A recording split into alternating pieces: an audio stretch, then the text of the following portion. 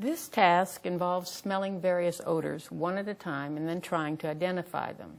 The odors that you will smell are chosen from a variety of foods and objects that people experience in everyday life.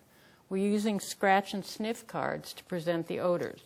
Once you scratch the card, I want you to click on the picture that best represents the odor that you just smelled. Okay, let's try one.